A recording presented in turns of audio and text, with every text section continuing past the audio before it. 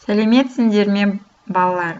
Бүгінгі сабақтың тақырыбы сайттың гиперсілтемелері мен навигациясы.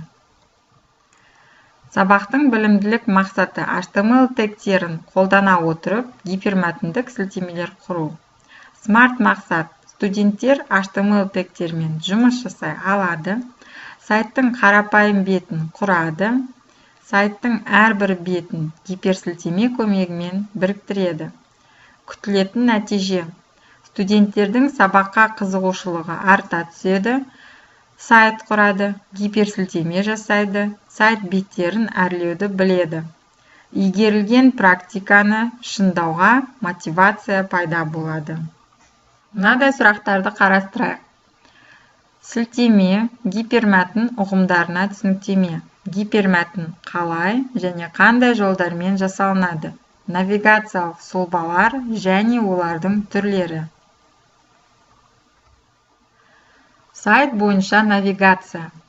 Кез келген сайтта төмендегі 3 сұраққа жауап беретін навигациясы болса, онда ол сайт талапқа сай деп есептелінеді.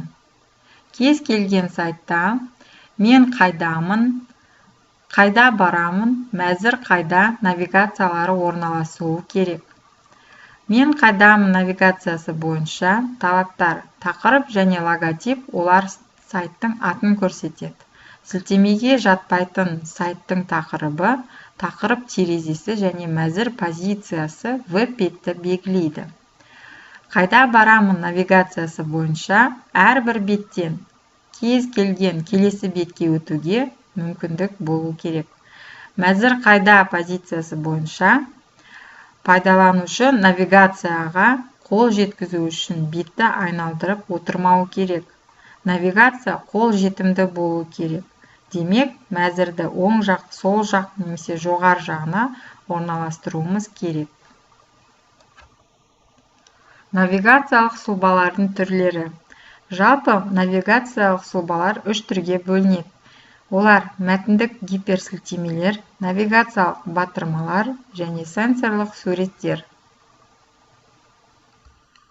Сілтеме дегеніміз не? Сілтеме басқа құжатқа бағытталған мәтін.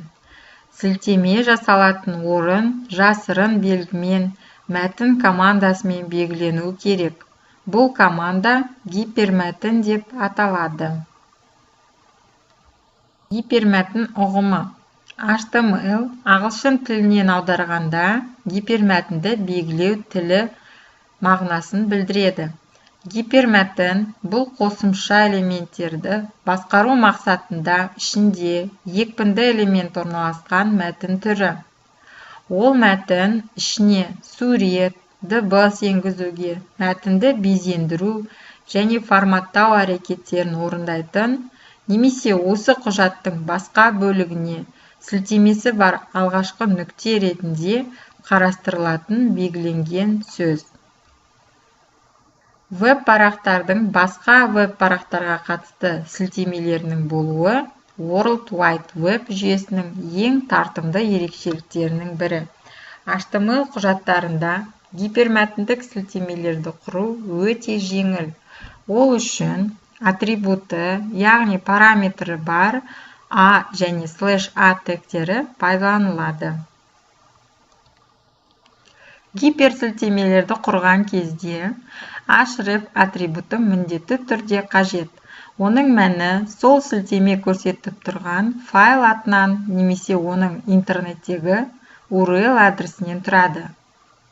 Сілтеме мәтін A немесе /A тегтерінің арасына орналасады. Сілтеме сөз браузерде бейнеленген кезде көбінесе оның асты сызылып, көк түспен бейнеленеді. Сол сілтеме сөздің үстіне курсорды қойып, тышқанды шерту, көрсетілген файлға немесе желі бойындағы URL адреске көшуді қамтамасыз етеді. Гипермәтіндік сілтемелер адрестен өзге кез келген файлды немесе адреске сәйкес веб-парақты көрсетуі мүмкін. Ал енді өтілген тақырып бойынша мысалға назар аударайық. Бірінші мысалда файл сөзіне сілтеме жасалған. Сілтеме локальный C дискте «Мои документы» папкасының ішінде орналасқан серік HTML файлы. Демек, файл сілтемесіне шерткен уақытта серік HTML файлы ашылады. Келесі сілтемеде it сөзіне сілтеме жасалған. Бұл сілтемеде сурет қойылған.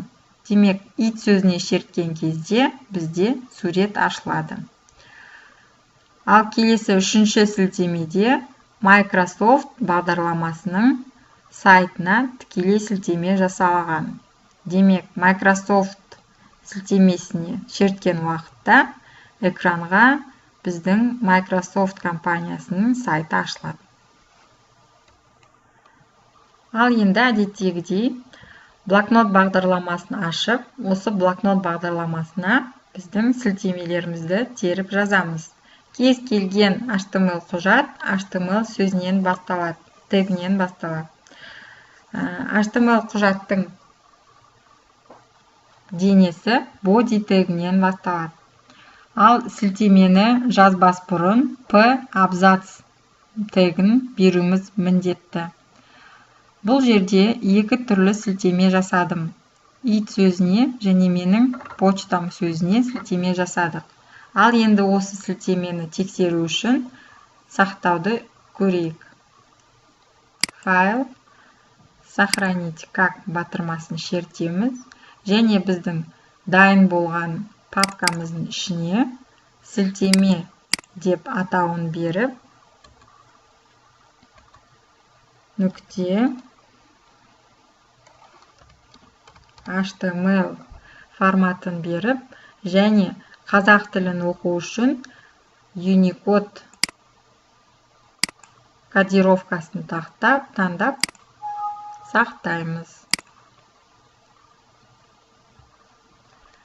Біз дайындаған құжаттар міне папканың ішіне орналасты. Енді сілтемемізді ашып тексерейік. Байқағандарыңыздай, екі сілтемеміз дайын болды. Бірінші сілтемеге басқанымызда көрсеткен суретіміз шықты. Екінші сілтемемізді шертсек, біздің почтамыз ашылды. Демек, біздің сілтеме жүзеге асты.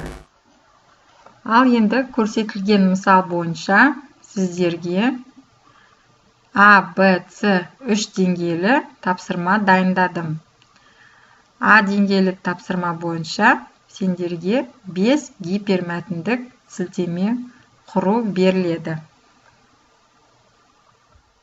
Келесі деңгейіміз B деңгейі.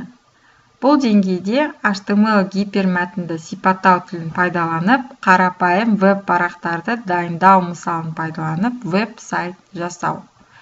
Ал C деңгейі бойынша HTML гипермәтінді сипаттау тілін пайдаланып және ауысу навигациясын қосып, туған жер тақырыбында қарапайым сайт жасаймыз. Тапсырмалар бойынша дескрипторға назар аударайық. Сайт навигациясын құрады, сілтеме тегтерімен жұмыс жасайды, гипермәтіндік сілтемелер құрып, сайт беттерін біріктіреді. Бағалау критерийі. Әрбір деңгей бойынша 3 балдық критерий жасадық. Барлық тапсырмаларды орындады. Демек 3 балл. Грамматикалық қателер орын алса 2 балл. Тектерін орын ауыстырып, шатастырып алған жағдайда 1 балл. Жалпы барлық тапсырма бойынша 9 балл. Ал енді осымен бүгінгі сабағымыз аяқталды. Үйге тапсырма, жеке веб-сайт жасау, қадамдарын конспектлеу, тегтерді қайталау және қосымша үйге берілген тапсырма бойынша Mail.ru интерфейсіндегі облакадан тағы бір рет қарап көре аласыздар. Сабағымызды білім қоржыны бойынша рефлексиямен аяқтаймыз. Үй тапсырмасын, берілген тапсырмаларды, рефлексияны Платонус бағдарламасында күтемін. Сау болыңыздар.